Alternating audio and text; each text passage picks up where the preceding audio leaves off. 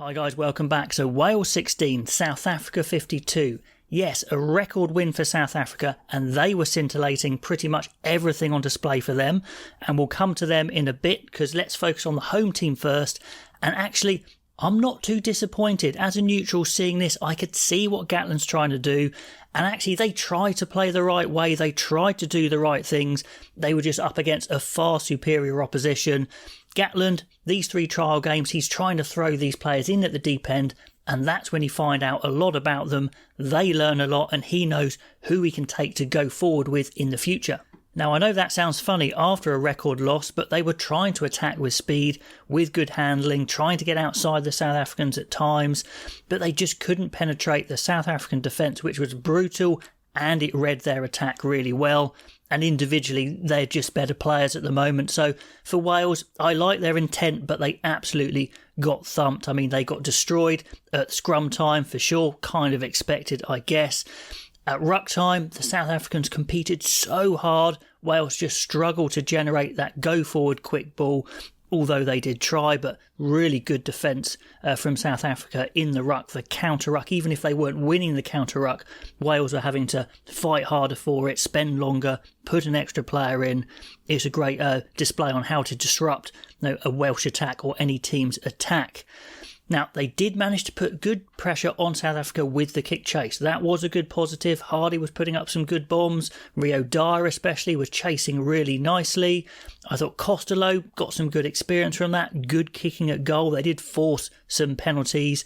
Kai Evans showed some good composure, some good runs. Son of famous Ian Evans. He looks a real good player as well. The line-out definitely improved. It was disastrous for 2 straight games in the England games, but under D there, the line-out was really improved. So definite positives, and they did try and run through their attacking shape, but like I said, they just couldn't get anywhere.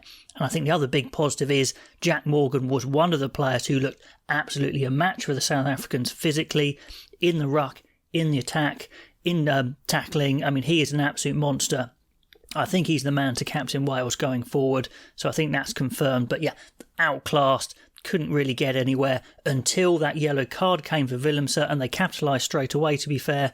Thomas Williams came on and really injected pace into the game. He actually nearly got over, and then Parry dived over. He absolutely loved it. And a brilliant touchline kick from Kai Evans. So a positive to finish on there, and I can see what Gatland's trying to do, but compared to South Africa, I mean, they're miles away. They're not even close, and they probably weren't ever going to be. Yes, they're going to try and compete hard at this World Cup, but absolutely, this is a plan for Gatland to basically reboot Wales, find out about these players in the heat of the battle. These sort of games, you find out everything, even in a losing effort, and he's going to take the best players he sees and take them forward, hopefully towards the next World Cup. So on to the winners, South Africa, and this was a comfortable win, as in they weren't ever going to lose, but certainly they were tested. They had a lot of defending to do, and they did it very, very well, putting the Welsh under constant physical pressure in that counter-ruck, like I mentioned, and also the line speed, just getting in the Welsh faces, making it hard for them. And I've said before, South Africa, when they attack, are at their best when they combine the extreme power, the forward carries, with loads of width. And that's exactly what we saw in this game. There were a few offloads, but it was more power than width. I mean, Libbok and Leroux have got huge distance on their passes, lots of pace on their passes, and they managed to get their quick wingers, Colby and Moody, into the game a lot. Colby just looks electric still. Moody is an absolute racehorse. That youngster could well be starting. He was that good in this game. Like, it's a heady mix when you've got that extreme power and the ability to wing it wide to Colby and Moody. And Jesse Creeley is no slouch. He looked really quick in this game. He's taken that chance of that 13 jersey so well, maybe showing a few people that actually he is able to play at this level. We'll see in the World Cup, of course. A few notes though, if Libbok plays 10, they really need Leroux to share a bit of that kicking. Libbok does make a few mistakes, doesn't kick the greatest sometimes, but goodness me, he can run and he can pass with the best of them. And when you got Leroux in there as well, you can literally wing it across the whole width of the pitch with 2 passes. I mean, in the second half, they literally replaced their whole pack as well and were still just as good, and Etzebeth wasn't even playing. So let's go through the tries, because that tells us a lot about South Africa as well. The first Mark's try was a combination of Libbok and Leroux with that width we mentioned. Then they go into their 3-man pods with a great bash, and Khaleesi slips through the tackle and gets the offload Class from Khaleesi. He only played a half, but that's perfect for someone coming back from a knee injury, and he showed how good a player he is, and if he gets that match fitness, he's going to start, isn't he? Moody's first one was a really nice step and finish. I mean, he's got a great step and extreme straight line speed as well, and he was good in the air. All-round great game from Moody, and defensive reads as well. I mean, this guy is really a talent, and I think he's got to say, I am starting with that performance. And then the big pick and go through the middle from RG Snyman. There was a big hole there, to be fair, but he spotted it, so that was a good try, the build-up from Snyman. For the penalty try, I think it was a little unlucky for Dyer to get a yellow, because I'm not sure it was a definite try, but it was a penalty, of course. And the build-up was another powerful surge from Khaleesi with his impressive return from injury. For Creel's first try, it was a try from nothing, and South Africa did a couple of these, really under the pump a little bit and then breaking the full length of the pitch. It was an excellent kick contest from Moody this time, and D'Alande with some good vision and a deft grubber kick. But Mason Grady, it was a horror show. He had to put the ball down, but he just shoveled the rubber, shall we say, gives Creel that try, but Creel impressive speed to catch up with Grady anyway.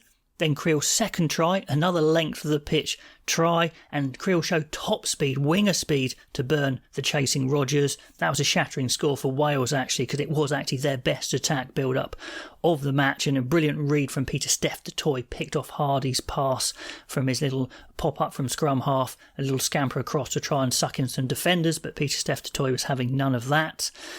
Then the Peter Steph du Toit try, and this was like an ouch try, I'll call it. Really nice line-out drill to the back to Moster, the extra jumper. Then you carry Vermeulen up the first time, then round the corner at pace.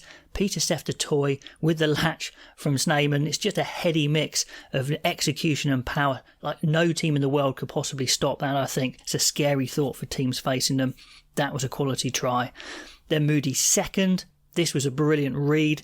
The Wales were trying to work that ball wide. No decent hands. Johnny Williams going for the no-look pass, which looks good in training, but when Moody reads it, it makes you look a bit like an idiot, really. So a little unlucky, but they just read it so well. And Moody, great pace. It wasn't guaranteed score. He showed great pace to get that try. So quality stuff from Moody. Then we had the Willemse try at the end there, and it looks like South Africa in this try were going to batter their way over, which just makes the defence tighten up a little bit for Wales. Then Libbok with that huge pass off his left hand, absolute monster, across the face of Rio Dyer to Willemse. It was a great game to watch, even though it was a runaway win. It was a really good game to watch, with both teams really trying to play a really good, positive brand of rugby. So like we said, Libbok, brilliant passer, keen in defence, but still question marks about his kicking, some silly errors. So still that question mark there, that if Pollard gets himself fit and there is a gap in the squad somehow, he probably would come in, but the attacking potential of Libbok and then with LaRue is a really heady mix. So brilliant from South Africa. They are very well set for this World Cup. Looking good. Strength in depth for Wales. It's a building process. I don't think they're going to get anywhere in this World Cup, but if they keep playing positively like that, they can take that forward, find a new set of players and build towards the future. I do think that is a positive way to approach the game. Anyway, do you agree? Do you disagree? Get all those comments below, and I'll catch you next time.